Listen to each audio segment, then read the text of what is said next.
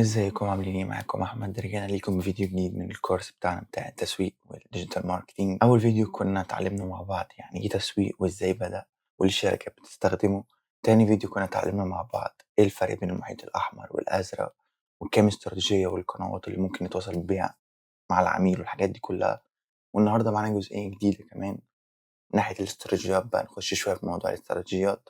تمام، ولكن قبل ما نبدأ الفيديو بتاع النهارده لازم تعرف حاجة كويس أوي. أنا هنا مش بعلمك يعني ديجيتال ماركتينج والإي كوميرس وإزاي تعمل إعلانات على الملابس أو الهدوم أو الحاجات دي كلها. أنا هنا بعلمك يعني إيه تسويق وإزاي بدأ والمفاهيم الأساسية بتاعة التسويق، لأن هو ده اللي بيفرق بين شخص فاهم هو بيعمل إيه وشخص بس اتعلم إزاي يعمل حملة إعلانية من على الفيسبوك مثلا وبدأ يطبق. فاهم؟ فأنت هنا بتفهم الأول يعني إيه تسويق، وبعد كده هنخش مع بعض في الديجيتال والإي كوميرس وإزاي أصلا نعمل حملات، وفيه هيكون تطبيق نهائي أصلا على الكورس. يعني إحنا هنعمل بيج وهنشوف حملة ونعمل إعلانات وده كله مع بعض عشان نطبق كل اللي إحنا اتعلمناه. تمام، نخش على الجزء بتاع النهارده عشان ما نبقاش كتير، ويلا بينا على الكمبيوتر. طيب زي ما انتم شايفين كده ده يعتبر كل الحاجات اللي احنا اتعلمناها مع بعض لحد دلوقتي. زي ما انت شايف اول ما بدأنا يعني ماركتينج والاستراتيجيات والفور بيس والحاجات دي كلها. وتاني فيديو لما كنا بنتكلم لازم تعرف هتبيع ايه سواء منتج او خدمة، وايه الفرق بين المحيط الاحمر والازرق زي ما انت شايف. ندخل بقى على الحتة الجديدة بتاعت النهارده اللي هي حتة فيها استراتيجيات بقى. تمام، نخش شوية في الجد. تمام، طيب مبدئيا كده قبل ما نخش على حاجة لازم نعرف هو العميل بيعرفني فين، يعني بيشوفني فين أو بيعرفني إزاي. تمام، والله في طريقتين. تمام، العميل بيعرفك علشان سمعتك، اللي هو في حد جه قبل كده اشترى منك وعجبه الخدمة بتاعتك أو المنتج فبدأ يتكلم عليك، اللي هو بالإنجليزي اسمه word of mouth. فاهم؟ فعشان ملهاش ترجمة حرفية بالعربي فنقول عليها السمعة.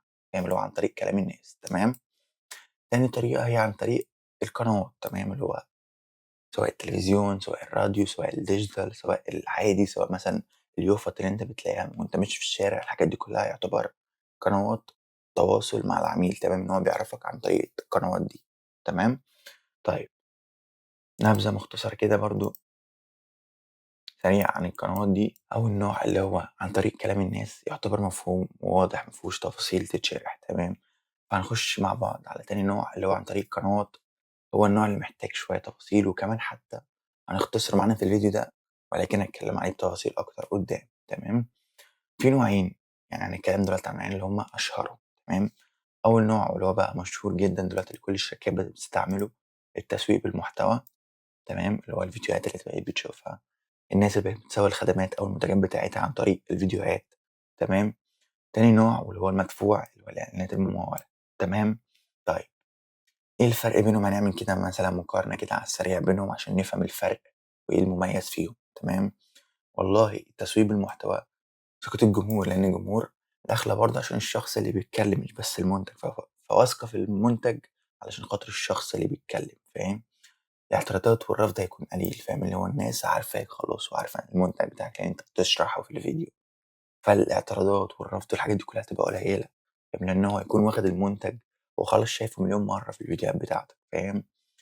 الأسعار هتكون قليلة ويكاد تكون ببلاش أصلًا، لأن أنت يعني أنت معاك تليفون، كل واحد فينا معاه تليفون، ممكن تفتح التليفون تصوّر، تعمل فيديو تنشره، خلاص أنت ما دفعتش حاجة علشان خاطر تسوّق. فاهم؟ أنت بتسوّق بس عن طريق الفيديوهات. تمام؟ الجمهور هيبدأ يكتب لك comments وحاجات من دي وأنت تبدأ بقى ترد عليهم وتتكلم وتشرح وتشوف وتجاوب على أسئلتهم. فاهم؟ فهيكون في تفاعل بينك وبين الجمهور بتاعك. فاهم؟ طيب الإعلانات المدفوعة إيه الفرق وإيه المميز فيها؟ والله زي ما أنت شايف كده دفع، دفع، دفع، دفع، دفع، دفع. أنت بتدفع بس في الإعلانات الممولة. تمام، بتدفع مقابل النقر اللي هو الشخص لو ضغط على الإعلان بتاعك، بتدفع مقابل الوصول الإعلان بتاعك اللي أنت عملته ده وصل لكام شخص، اللي هو أصلًا كده الفيسبوك بيحاسبك مش على حتى زي ما بيقول لك المسج والمكالمات والحاجات دي كلها والزيارات. لأ، الفيسبوك لازم تبقى عارف إن هو بيحاسبك على مرات الظهور بتاعتك، فهي يعتبر مرات الوصول للعملا. تمام، ولكن عشان يسهّل ويبدأ يعمل اختلافات بين أنواع الحملات قال لك كده، لكن هو في الآخر هو بيتحاسب على الإعلان بتاعك ظهر كام مرّة. تمام، طيب نكمّل. دفع المشاهدات زي ما أنا قُلت لك أهو، إن هو الفيسبوك بيتحاسب هو أصلًا على المشاهدات دي. تمام، الدفع على الظهور، أنت كام مرّة ظهرت للعميل أو كام مرّة وصلت للناس، تمام. طيب ده كان شرح سريع للقنوات بتاعتنا، ولكن هنتكلم عنها بشكل مفصل أكتر قدام، تمام. نخش على حتة تانية جديدة. طيب ملحوظة مهمة لازم نعرفها، تمام. اوعى تغير كتير في الإعلانات بتاعتك. يعني أنت عملت حملة إعلانية دلوقتي، أقل حاجة تسيبها أسبوع وبعد كده تبدأ تعدل لو ما جابتش التارجت أو المعدلات اللي أنت كنت محتاجها أو منتظرها، تمام. فاستنى أسبوع، دي أقل حاجة، وبعد كده ابدأ عدل بقى في التارجت، في السن، في المكان، في البادجت، في الحاجات دي كلها. لكن قبل كده اوعى تلعب كتير في الحملة لأن ده أصلا بيأثر على الأداء بتاعك، تمام. طيب هدف التسويق إيه تاني؟ كل فيديو لازم نتكلم عن هدف التسويق ونجيبه بشكل جديد، علشان أنت لازم تفهم إن التسويق له هدف. أنت مش بس بتسوق علشان خاطر مبيعات أو علشان خاطر تعمل حملة إعلانية. إن أنا أقول لك إزاي تعمل إعلان بالفيسبوك، خلاص دي حاجة سهلة أصلا. ودلوقتي بقى في الذكاء الاصطناعي، فاهم؟ يعني أنت ما بقتش صعبة زي زمان، أنت فاهم. ولكن اللي بيفرق بقى الخطوات والأهداف والاستراتيجيات اللي هو بعد كده، اللي هو اللونج تيرم، فاهم؟ اللي هو المدى البعيد والمدى الطويل، فاهم. هدف التسويق إنك تعرف الناس بالخدمة والمنتج بتاعك. ومش بس كده، تحول الناس بقى اللي عرفت بيه المنتج أو الخدمة لزباين وعملاء يشتروا الخدمة أو المنتج بتاعك. وده هدف التسويق، تمام. طيب لما بيجي لك عميل وطلع عليه غلس، فاهم؟ لأن طبعا عندنا خدمة المبيعات في مصر تكاد تكون منعدمة، تمام. لما بيجي لك عميل وتلاقيه بيسأل كتير، تقول العميل ده هيضيع وقتي ومش هيشتري وعمال يسأل على الفاضي وخلاص، تمام. ولكن بعلم الماركتينج، ولو هنبص لها بنظرة ماركتينج، لازم تعرف إن العميل ده مش هو اللي عمل المنتج بتاعك، تمام. يعني العميل ده مش عارف مميزات أو إزاي المنتج بتاعك عمل، يعني مش ما عندوش المعلومات الكافية عن المنتج بتاعك، لأن المنتج بتاعك أنت عارفه لأن أنت كنت معاه من لحظة ما اتولد للحظة ما وصل للعميل أو العميل سمع عنه، فاهم. فعرفت إزاي اتعمل، عرفت الخطوات اللي مر بيها، عرفت خطوات التصنيع، عرفت كمان الmaterial والخامات اللي أنت استخدمتها في المنتج، فاهم. ولكن العميل اللي جاي لك من برّه ده ما يعرفش حاجة، فعلشان كده بيسأل. طيب أنت المفروض تعمل إيه؟ المفروض تنزل شوية لمستوى العميل وتبدأ تتكلم معاه وتبدأ تشرح له، لإن العميل فضولي، ده أول حاجة، تمام.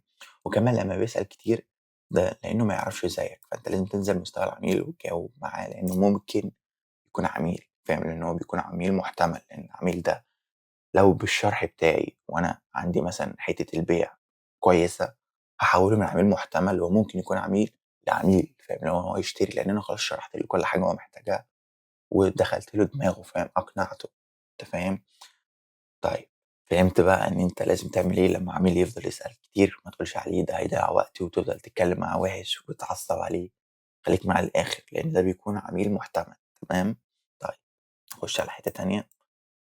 أي استراتيجية بتبدأ ب4 خطوات، تمام. بيبقى في عبارة عن دايرة كده زي ما أنت شايف قدامك، بتبدأ بخطوة، بعد خطوة، بعد كده خطوة، بعد كده خطوة، وبعدين ترجع لأول خطوة تاني، تمام. يعني أنت بتبدأ بالتحليل، تمام. أنت بتبدأ تحلل السوق، تحلل المنافسين، تحلل المنتج بتاعك، تحلل الشركة بتاعتك، وبعد كده بتبدأ تخطط بقى. لو أنت مثلًا حطيت target بتبدأ تخطط للtarget ده إزاي هتوصل له، إزاي هتعمله، إزاي هتقدر تنفذه مع الناس اللي مش في الشركة بتاعتك، تمام. طيب بعد ما خططنا المفروض نعمل إيه؟ المفروض نخش بقى على حتة التنفيذ، فاهم. أنا خلاص خططت، فاللي جاي بعد كده اللي هو المفروض أنفذ بقى اللي أنا خططته ده، فاهم. طيب بعد ما خططت بقى أبدأ أحكم بقى، أشوف هل وصلت للtarget اللي أنا كنت حاطه، هل الحملة أو الاستراتيجية بتقدم اللي أنا محتاجه وماشية بأداء كويس. طيب بعد ده كله بقى بارجع لنقطة تانية، بعد مثلًا ما خلاص الحملة خلصت، أرجع للتحليل، أشوف أنا عملت كام مبيعات، أنا وصلت لكام شخص، هل الحملة كانت فعلًا ماشية بأداء كويس زي ما أنا كنت مخطط ليها. طيب لو ما مشيتش بأداء كويس، إيه اللي المفروض أعمله علشان تمشي بأداء كويس أو أحسّن الأداء المرّة الجاية. أنت بتبدأ بالتحليل وبترجع ليه تاني، فاهم، علشان تعرف أو تشوف اللي أنت حلّلته في الأول هو الحاجة الصح أو كان الtarget الصح اللي أنت حطيته والّا في حاجات لازم تتعدل، تمام. طيب التخطيط، يعني إيه تخطيط؟ والله أبسط تعريف ممكن نقول على التخطيط هو عبارة عن إنك تعرف تتحرك من نقطة أ لنقطة ب، بس هو ده التخطيط. أنت بتحط خطة، والله أنا هنا النهاردة، بكرة عايز أبقى هنا.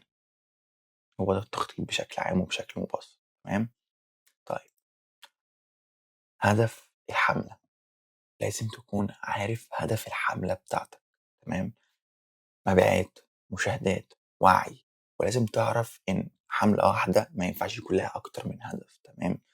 لإن لمّا بتيجي تحلّل الحملة بعد كده، اللي هو النقطة اللي هنشوفها مع بعض قدّام، أنت بتحلّل الحملة على أساس واحد بس. مثلًا لو كنت محددها زيارات، شوف كام زيارات جات لك مشاهدات، تمام، بس ما يفرقش معاك، بيفرق معاك الزيارات. تمام. كنت قايل إن أنت الهدف بتاع الحملة مبيعات، هتبُص على كام مبيعة جات لك، مش هتبُص على كام زيارة جات لك، فاهم؟ حتى لو كان 0 زيارات، أنت المهم معاك المبيعات. تمام. فعشان كده باقول لك لازم يكون الاستراتيجية أو الحملة بتاعتك هدف، لإن ده اللي بيحدد بعد كده نجاح الحملة بتاعتك أصلًا. تمام. طيب، الحملة بتاعتي إيه اللي لازم يكون فيها؟ والله لازم يكون فيها 5 حاجات. تمام. اللي هو بالاختصار بتاعهم بالإنجليزي SMART. تمام. زي ما أنت شايف كده، واخدين أول حرف من كل كلمة. تمام. بالعربي معناها إيه؟ محدد. تمام. أول حاجة specific، اللي هو محدد. تمام. لازم يكون الهدف زي ما قُلت لك محدد. النتيجة بتاعة كمان الحملة محددة، اللي هو أنا عايز والله أوصل لعدد معين من المشاهدات أو الزيارات أو المبيعات. تمام. قابل للقياس، اللي هو حاجة تقدر تقيسها، فاهم؟ سواء على المدى البعيد أو على المدى القريب. تمام. ممكن تتحقق، فاهم؟ يعني مثلًا لمّا آجي أحط مثلًا رقم أو target، أحط target أنا عارف إن أنا ممكن أوصل له. ماشي. مش مثلًا أنا أكون لسه بادئ وكمان حاطط مثلًا budget 1000 جنيه، وأقول أنا عايز 1000 مبيع. يعني ما تخشش العقل، فاهم أنت؟ في حاجة غريبة في الموضوع. تمام. فلازم دي يكون حاجة قابلة إن أنت تعملها، قابلة إن أنت تكون ممكن تحققها. تمام. طيب، بعد كده تكون حاجة واقعية. يعني ما نروحش نجيب حاجة من المريخ نخلّيها على الأرض هنا، فاهم؟ حاجات سواء نتايج، سواء استراتيجيات، سواء تخطيط، لازم يكون حاجة واقعية من أرض الواقع. فاهم؟ لإن أنت كده أصلًا بتدور حوالين الناس اللي هم أصلًا عايشين في الواقع، فاهم؟ أنت خليك معاهم في الواقع، ما تروحش المريخ. تمام. طيب، لازم يكون ليها وقت محدد، فاهم؟ يعني أنا بدأت مثلًا يوم 31، تمام، اللي هو اليوم اللي أنا مسجل فيه. تمام. الحملة لازم تنتهي يوم 5 بس، هو ده الوقت بتاعها، لا أزيد ولا أقل. بعد ما أخلّص بقى الtarget ده أو الtime ده، هابدأ بقى أشوف الحملة كانت ماشية بداية كويس، ممكن أطوّلها شوية، أبدأ أحط budget تاني وأبدأ أطوّل المدة تاني. تمام. ولكن لازم يكون ليها وقت محدد، وقت بداية ووقت نهاية. تمام. طيب، بعد كده بقى نخش على حتة التحليل. أول حاجة لازم تحللها هو السوق. تمام. السوق اللي أنت داخل فيه، لإن أنت مش هتعرف تخش في حاجة أنت مش عارف عنها حاجة. تمام. فلازم تحلل السوق بتاعك، إيه السعر اللي فيه، الأسعار الموجودة فيه، range الأسعار اللي فيه. تمام. إيه الجودة اللي فيه، إيه المميزات، إيه العيوب، إيه الاحتياجات الموجودة في السوق اللي أنا داخل فيه. لإن أنت في الآخر أنت بتلبي احتياجات للعميل أو للسوق اللي أنت داخل فيه. تمام. فلازم تعرف بقى الاحتياجات اللي موجودة في السوق ده أصلًا عشان تعرف تلبيها. تمام. طيب، بعد ما تحلل كل الحاجات دي كلها، تمام، حللت السوق كويس، نخش على حاجة تانية بقى اللي هي الحاجة اللي موجودة أصلًا في السوق معاك، المنافسين. تمام. بنخش على المنافسين، والله بنبُص عليهم بصّة بعيدة كده، فاهم؟ بصّة من بعيد عشان نشوف إيه المميز عندهم. تمام. طيب، عشان نبُص على المنافسين، إيه اللي أنا محتاج أحلّله عند المنافس اللي معايا؟ والله مين هو؟ تمام. إيه سعره؟ إيه الجمهور بتاعه؟ بيتكلّم أو بيبيع لفئة عالية من المجتمع والّا الفئة العادية، فاهم؟ المنتج بتاعه إيه، فاهم؟ يعني لإن برضه أكيد في السوق اللي أنا داخل فيه، في منافسين كتير، في منتجات كتير، فاهم؟ فلازم أعرف المنتج بتاعه. تمام. سواء كان زي بتاعي أو مشابه ليه أو مختلف. تمام. التوزيع بتاعه بيوصلوا للناس إزاي؟ تمام. أو هل بيبقى عندهم مثلًا خدمة التوصيل، فاهم؟ متوزعين أو منتشرين إزاي في السوق، فاهم، يعني له مثلًا بدل محل 2 و3 والّا له محل واحد، تمام، طريقة الوجود بتاعته، هو موجود إزاي في السوق، لسه بادئ، بقى له فترة، عَم السوق والّا إيه الدنيا بتاعته في السوق، تمام، طريقة الوصول بتاعته، تمام، اللي هو بيتكلم مع الناس بس في الأرض الواقع، يعني ما لوش مثلًا بيدجات على الفيسبوك أو على الإنستجرام، يعني ما بيستعملش الأونلاين، آخره بس بيتكلم face to face والّا موجود أونلاين، تمام. التسويق بتاعه، هل بيسوّق بس عن طريق الجرايد والإعلانات والحاجات اللي هي التسويق القديم، والّا مثلًا بيستعمل digital وله تواجد على السوشيال ميديا وبيسوّق عن طريق مثلًا المحتوى والحاجات دي كلها، تمام. حلّلت السوق يا باشا وحلّلت المنافس بتاعك، إيه اللي بعد كده؟ لازم تحلّل الشركة بتاعتك أنت بقى، مش لازم تكون شركة، المنتج بتاعك، تمام. طيب، في أول استراتيجية للتحليل ومشهورة أوي في علم التسويق وهي SWOT، تمام. SWOT دي عبارة عن اختصار ل4 كلمات واخدين منها أول حرف، تمام. طيب، زي ما أنت شايف كده في كام حاجات كتير كده داخلة في بعضها، ولكن ما تقلقش، سهلة وهنشرحها لك دلوقتي وهتفهمها كويس أوي، تمام. طيب، أول حاجة اللي هو strengths، تمام، اللي هي نقاط القوة بتاعتك، تمام، هنشرحها بالتفصيل دلوقتي. weakness اللي هي نقاط الضعف، تمام. opportunities اللي هو الفرص الموجودة في السوق سواء برّه أو جوّه والحاجات دي كلّها، والمخاوف، تمام. زي ما أنت شايف كده أنا مقسّمها أفقي، في حاجات داخلية وحاجات خارجية، تمام، ورأسي حاجات سلبية وحاجات إيجابية، تمام. طيب، الحاجات الداخلية دي معناها إيه؟ معناها إن نقاط القوة والضعف دي بتبقى موجودة جوّه عندك أنت، سواء في الشركة، سواء في المنتج بتاعك أو في تصنيع المنتج. بمعنى لو أنت مثلًا عندك شركة صغيرة على قدّك أو عندك page حتى، خلّينا على page، تمام. في الpage دي أنت عندك واحد بيدير الpage وعندك واحد مثلًا مسؤول عن التسويق، تمام. أنت كده يا باشا عندك نقط قوة إن أنت كل واحد له تخصُّص، فاهم، مش أنت اللي بتعمل كل حاجة. طيب، لو كنت أنت اللي بتعمل كل حاجة دي نقطة ضعف، لإن أنت مش هتكون عارف تعمل كل حاجة بشكل كويس، تمام، وغير كده أنت مش فاهم في كل حاجة كويس، تمام، فدي هتكون نقطة ضعف ليك، تمام. فأنت زي ما أنت شُفت كده الحاجة دي بتبقى من جوّه، جاية من جوّه عندك، سواء من جوّه المنتج أو من جوّه الشركة أو من جوّه الخدمة بتاعتك أصلًا، يعني ده كلّه بينطبق على أي حاجة، تمام. طيب، خارجي، والله خلّينا نبدأ بالمخاطر، تمام، المخاوف الموجودة في السوق. أنت مثلًا عملت تحليل السوق زي ما إحنا اتفقنا وعملت تحليل المنافسين وشُفت إن أنت بدل ما يكون عندك منافس بس قوي، عندك 10، تمام. فدي مخاوف، فاهم أنت، هل هتقدر تنافس معاهم؟ هل هتقدر تأدّي؟ هل هتقدر تبقى موجود في السوق والّا هتتركن على جنب بسرعة؟ تمام. طيب، لو سمعت إن في مثلًا منافس من المنافسين دول أو 3 خرجوا من السوق، دي والله بقت فرصة دلوقتي ليك إن أنت تخش مكانهم، تمام، وتأدّي أو تشوف بقى هُم كانوا بيقدّموا إيه وتعلّي عليهم عشان تخش تاخد مكانهم. أنت فاهم؟ فأنت كده بتاخد الفرصة أو تاخد المخاوف أو المخاطر اللي كانت موجودة تحوّلها لفُرَص، تمام. ونفس الحاجة الفُرَص، يعني أنت بتشوف الفُرَص الموجودة في السوق، أنت إزاي ممكن تخش السوق أو إيه الاحتياج أو إيه الفرصة الموجودة في السوق عشان تدخل وتلبّيها وكمان تستفيد بيها، تمام. فهمت؟ فالعباكة اللي أنت شُفتها دي بسيطة خالص، تمام. فأنت لازم زي ما أنت شُفت كده لمّا بتيجي تحلّل الشركة بتاعتك أو المنتج لازم تبدأ تحُط كده قدّامك مُربّع، تمام، وتقسّمه ل4 أجزاء، تمام، وتكتب بقى نقاط القوة اللي عندك في الشركة أو في المنتج، نقاط الضعف الموجودة عندك في الشركة أو في المنتج، الفُرَص اللي موجودة في السوق، الحاجات الخارجية، إيه المخاوف الموجودة، تمام، إيه المخاوف اللي ممكن أحوّلها من مخاوف لفُرَص، تمام، لإن برضه ساعات المخاوف زي ما أنا قُلت لك بتتحوّل لفُرَص، تمام. وبتبدأ بقى تشوف، لإن لو في نقطة مثلًا قوة هتسيبها وتحاول تحافظ عليها، تمام. لو في نقطة ضعف هتحاول إن أنت تحسّن منها وتحوّلها من نقطة ضعف لنقطة قوة، تمام. في المخاطر نفس الحاجة، لو أنت عندك مخاطر أو مخاوف برّه هتحاول إن أنت تحوّلها من مخاوف ومخاطر لفُرَص ممكن أنت تستفيد بيها عشان تفضل موجود في السوق، تمام. خلّينا نقف لحد كده في الفيديو ده عشان ما نطوّلش وعشان ما يكونش فيه معلومات كتير، لإن أنا ماشي خطوة بخطوة معاك، تمام. لازم طبعًا اللي إحنا نتعلمه سوا، لإن ده اللي هيفرق وده اللي هيخلّي كمان المعلومات تثبت في دماغك، تمام. فزي ما أنا قُلت لك الفيديو اللي فات، انزل تحت هتلاقي فيه ملف عبارة عن اختصار للكورس، تمام، بيساعدك إن أنت تعمل استراتيجية، تمام. وكمان هتلاقي لينك شركة بتخلّيك تعمل موقع أو store online ببلاش مدى الحياة كمبادرة ومساعدة للمصريين، تمام. كده يكون فيديو النهارده خلص، يا رب يكون الفيديو عجبكم، ما تنساش تشترك في القناة وتفعل زر الجرس، ما تنساش كمان تسيب لي رأيك تحت في التعليقات، وكمان تقول لي رأيك على الصوت دلوقتي، لإن أنا باحاول على قد ما أقدر أعدّل الصوت وأعلّي الصوت علشان تبقى فاهمني وسامعني كويس، وأشوفكم الفيديو الجاي.